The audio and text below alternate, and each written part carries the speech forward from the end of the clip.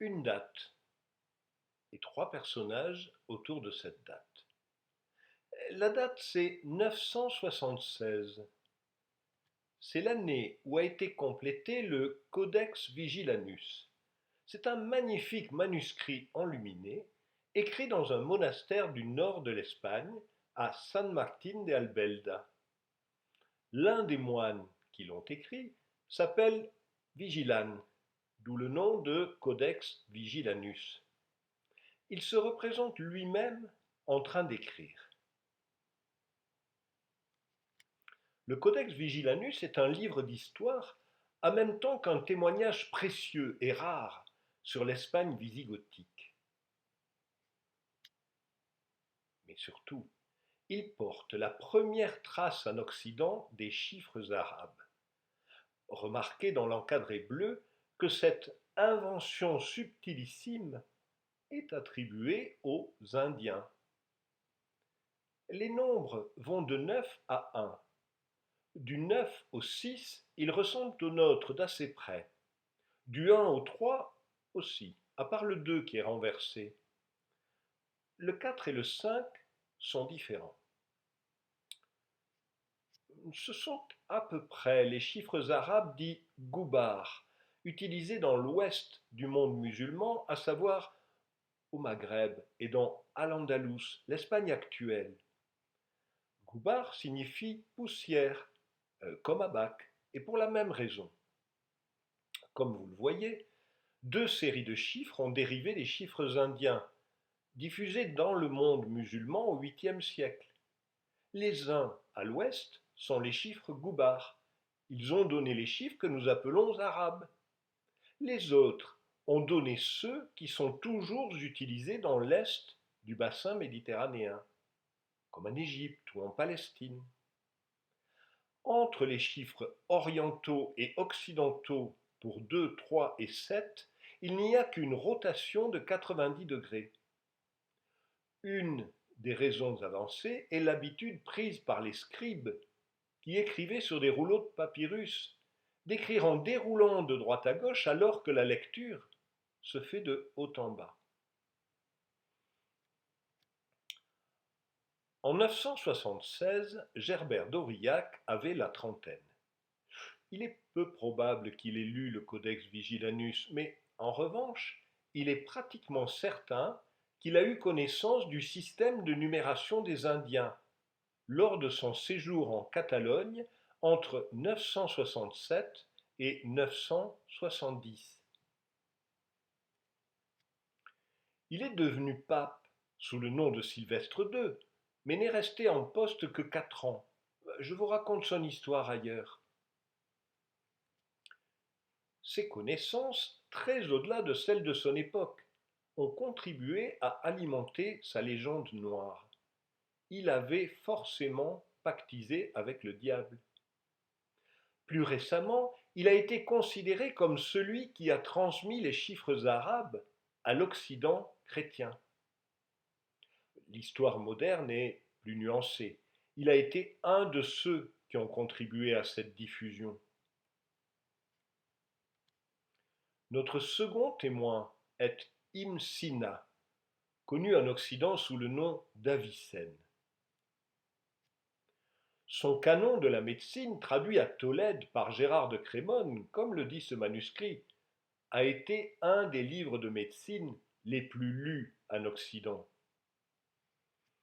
Il a contribué pendant des siècles à former des médecins comme celui que vous voyez au chevet d'un patient sur cette miniature. Avant cela, le petit Abou Ali Ibn Sina a été un enfant surdoué. À l'âge de 10 ans, il assiste aux conversations de son père et de son frère aîné. Dans son autobiographie, voici ce que Ibn Sina raconte. Ils m'invitèrent à prendre part à leurs entretiens, et les questions de philosophie, de géométrie et de calcul indien étaient couramment discutées par eux. Mon père commença aussi à m'envoyer chez un marchand de légumes qui est très versé dans le calcul indien, afin que je l'apprisse de lui. La diffusion dans le monde musulman de la numération de position s'est faite au IXe siècle, en particulier grâce aux traités d'Al-Khawarizmi et de Al-Kindi. Non seulement les Arabes n'ont jamais caché que la numération de position leur venait des Indiens, mais le témoignage d'Ibn Sina, comme le Codex Vigilanus, montre qu'il l'appelait encore calcul indien à la fin du Xe siècle. Notre troisième témoin de cette période est une religieuse allemande, Roswitha. C'est la toute première femme dramaturge en Europe et peut-être même au monde. Oh, elle n'est ni Shakespeare ni Molière. Les sujets sont exclusivement religieux. La vie des saints et le sacrifice des martyrs. Mais il y a parfois une certaine liberté de ton et même un peu d'humour. On ignore quand elle a pris le voile, mais elle a reçu à l'abbaye de Gendersheim une éducation qui était bien supérieure à celle de ses contemporains. Elle en est d'ailleurs très fière et y fait plusieurs fois allusion dans ses pièces. Dans une préface, elle dit « Pour que ma négligence n'anéantisse pas en moi les dons de Dieu, toutes les fois que, par hasard, j'ai pu recueillir quelques fils ou légers débris du vieux manteau de la philosophie, j'ai eu grand soin de les insérer dans le tissu de mon ouvrage. Ces légers débris du vieux manteau de la philosophie, c'est le quadrivium, c'est-à-dire les mathématiques de l'époque. Paphnus est un ermite savant qui a décidé de sauver une pécheresse.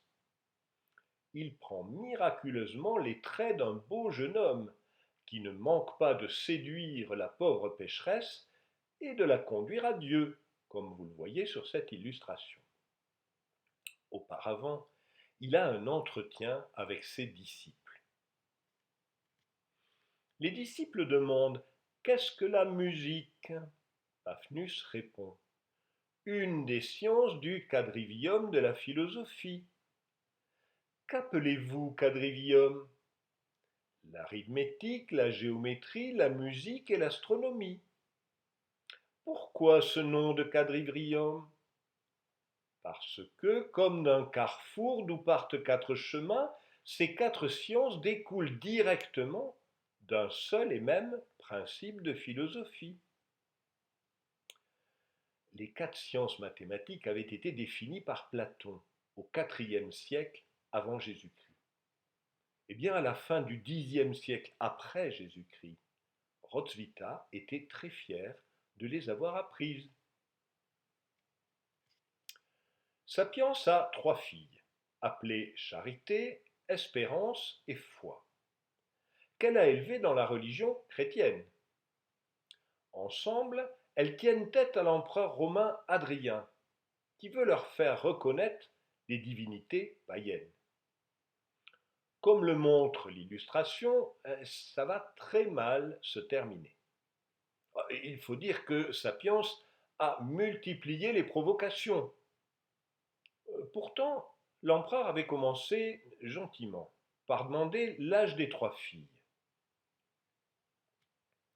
Ne vous plaît-il pas, ô mes filles, que je fatigue cet esprit grossier par quelques problèmes d'arithmétique ? Oh oui, ma mère, et nous vous prêterons l'oreille avec grand plaisir.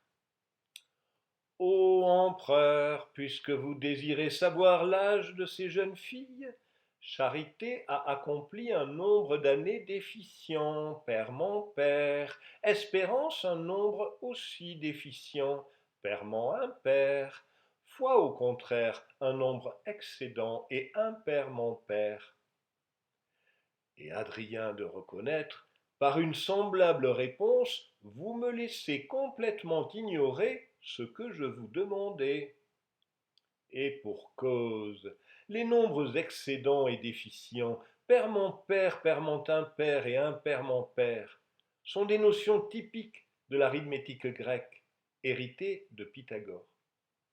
Comment sont-elles arrivées à Gandersheim, jusqu'à Roswitha.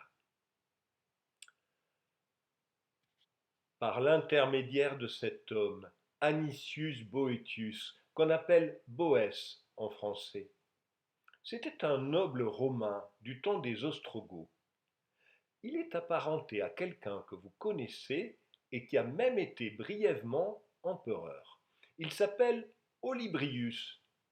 Je vous jure que je n'invente pas.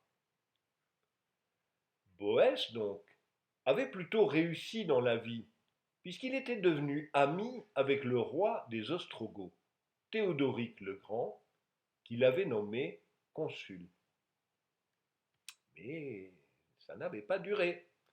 Accusé d'avoir comploté, et pire, d'avoir écrit à l'empereur de Byzance, il est emprisonné à Pavie et finalement exécuté. En prison, il a écrit cette Consolatio Philosophiae. La consolation a été un genre littéraire, une sorte de philosophie appliquée pour faire face au malheur, avec philosophie donc. Celle de Boès a été un modèle du genre. Traduite et rééditée maintes fois, c'est le livre de Boès le plus lu. Mais Boès n'a pas écrit que cela. Comme le montre la miniature du haut, il avait aussi enseigné, en particulier les mathématiques, sur le modèle platonicien. Il s'était mis en tête de produire en latin des manuels d'enseignement pour les 4 disciplines du quadrivium. Il l'a fait pour la musique, et ce manuscrit a été largement diffusé. Il l'a fait aussi pour l'arithmétique. Son manuel est une sorte de traduction libre de l'introduction arithmétique de Nicomaque de Géraz. C'est probablement le manuel d'arithmétique de Boès qui a appris à Roswitha ce qu'elle sait sur la classification des nombres. Il aurait aussi écrit une géométrie à partir du premier livre des éléments d'Euclide. Ceci est tiré d'une des premières versions imprimées. Elle date de 1492 et a donc été compilée sur des manuscrits antérieurs. On y trouve le passage bizarre que vous voyez, qui n'a a priori rien à faire dans un ouvrage de géométrie et auquel Boès ne fait pas référence dans son arithmétique. Voici ce qu'il dit. Des pythagoriciens, pour éviter de se tromper dans leur multiplication, divisions et mesures, car ils étaient en toute chose d'un génie inventeur et subtil, avaient imaginé pour leur usage un tableau qu'ils appelèrent, en l'honneur de leur maître, table de Pythagore. Parce que ce qu'ils en avaient tracé, ils en tenaient la première idée de ce philosophe. Ce tableau fut appelé par les modernes Abacus. Oh, la table de Pythagore, c'est-à-dire la table de multiplication en base 10, vous connaissez. Mais ce n'est pas d'elle dont il s'agit. Voici comment ils se servaient du tableau qui vient d'être décrit. Ils avaient des apis, ou caractères, de diverses formes. Quelques-uns s'étaient fait des notes d'apis, telles que 1 correspondait à l'unité, etc. Et enfin le signe 9 à 9. Parfaitement. Les pythagoriciens utilisaient des signes pour les chiffres de 1 à 9 qu'ils appelaient apis. Et ces signes que vous voyez ressemblaient étrangement aux nôtres. Qu'est-ce que c'est que cette histoire d'apis? Il semble que ce soit autour de Gerbert d'Aurillac, donc à la fin du Xe siècle à Reims, que s'est développée l'idée d'une table à compter, donc un abaque, dans les colonnes duquel on placerait non pas des jetons uniformes, mais des apis portant les signes des 9 chiffres. Au lieu de placer 6 jetons dans une colonne, on n'y place qu'un seul apis, portant le signe du 6. Le mot apis fait référence à un sommet en latin. Donc il se peut que les apis aient été de petits cônes plutôt que des jetons, mais on n'en est pas sûr. Et là, nous avons un problème sérieux. Boès écrivait au début du VIe siècle. Les chiffres indiens ont été diffusés par les Arabes au 8e et ont commencé à arriver dans les manuscrits latins à la fin du Xe. Conclusion, eh bien, les manuscrits de la géométrie de Boès dans lesquels apparaît ce passage sont des faux, fabriqués par des scribes inconnus, probablement au cours du XIe siècle, donc après la mort de Gerbert. Jusqu'au XIXe siècle, peu ont prétendu le contraire. Il y a eu ce Théodore Zwivel, tellement inconnu que la date de naissance qu'on trouve sur Internet est totalement invraisemblable. Il a écrit ces deux opuscules d'arithmétique en 1507. Il y fait référence à Boès et à ses apis, sans mettre en doute la provenance. Pareil pour Gérard Vossius, qui est oublié de nos jours, mais qui était un savant très respecté au début du XVIIe siècle. Dans ses observations sur un livre ancien de géographie, il dit clairement que Boès attribue l'invention à Pythagore dans ses éléments de géométrie. Avant la Révolution, la référence en histoire des sciences, c'est Jean-Étienne Montucla. Son Histoire des mathématiques est parue en 1758. On y trouve cette table des anciens caractères arithmétiques dans laquelle les apis de Boès figurent sur la première ligne. Mais voici ce qu'il dit dans le texte. Ce trait de Boès, admis dans toute son étendue, ne me paraît pas néanmoins un motif suffisant pour nous porter à chercher un nouveau système sur l'origine de notre arithmétique. Les témoignages nombreux des Arabes me porteront toujours à croire qu'elle est née dans les Indes. Et j'aimerais mieux conjecturer que ce fut une des inventions que Pythagore puisa chez les Indiens, que de penser que ceux-ci la tirèrent des Grecs. C'est net. Montucla n'ose pas se prononcer sur l'authenticité de la géométrie de Boès, mais ses doutes sont sérieux et clairement exprimés. Au siècle suivant arrive Michel Chasles. C'est un géomètre reconnu, mais c'est aussi un historien passionné de manuscrits anciens. En 1836, il publie un article à sensation. Sur le passage de la géométrie de Boès relatif à un nouveau système de numération. Ses conclusions sont claires. De ce qui précède, nous croyons pouvoir conclure que le système de numération exposé par Boès est le système décimal, dans lequel les 9 chiffres dont il se sert prenaient les valeurs de position. Et enfin que ce système de numération était précisément celui des Indiens et des Arabes et le nôtre actuel. Dans cette génération de lettrés européens nourris à la culture classique des grands auteurs grecs et latins, beaucoup sont soulagés.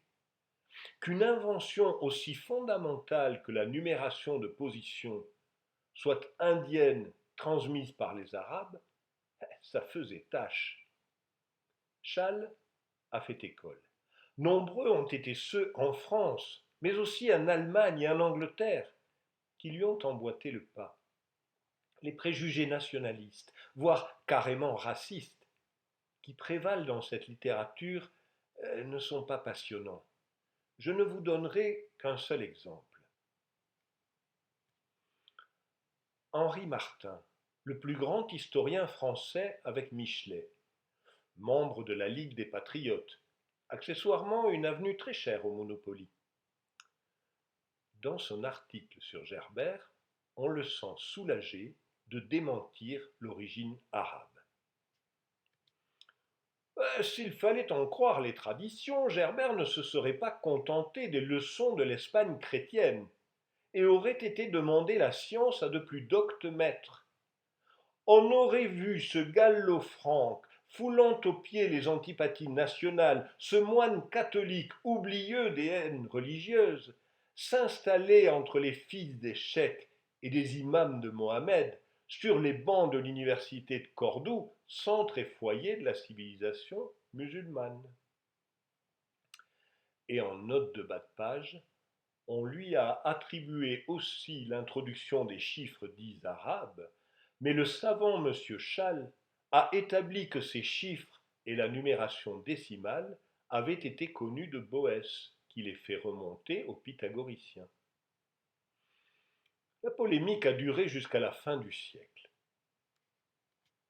Il a fallu toute la rigueur scientifique d'historiens des sciences comme Paul Tannery pour venir à bout de la légende pythagoricienne sur l'origine des nombres. Un de ses articles s'intitule Les prétendues notations pythagoriciennes sur l'origine de nos chiffres. Il y en appelle à la méthode scientifique, en archéologie, et il ironise. Si on se laisse aller à la légende, on peut faire toutes les hypothèses que l'on voudra. On peut notamment supposer que nos chiffres sont une invention antique, communiquée aux hindous par les Grecs et rapportée en Occident par l'intermédiaire des Arabes, qu'elle eût été d'ailleurs complètement perdue ou qu'elle ait, au contraire, été obscurément conservée dans l'ancien monde gréco-romain. Et Tannery explique rigoureusement pourquoi rien de ce qu'ont avancé Schall et ses successeurs ne tient la route. Avant Tannery, un autre mathématicien, spécialiste lui aussi de manuscrits anciens, s'était opposé à Schall, Guillaume Libri. Bon, ok, Schall convoitait sa place à l'Académie des sciences et son poste au Collège de France, mais ceci ne suffit pas à expliquer leur désaccord. Dites donc, vous qui connaissez mes histoires par cœur, vous ne trouvez pas ça drôle que Schall se soit fait avoir par un faux manuscrit et que Libri ait su reconnaître ce même faux manuscrit? euh, À propos, les filles de Sapiens avaient 8, 10 et 12 ans. Oh, et puis si vous le croisez, donnez le bonjour de ma part à Olybrius.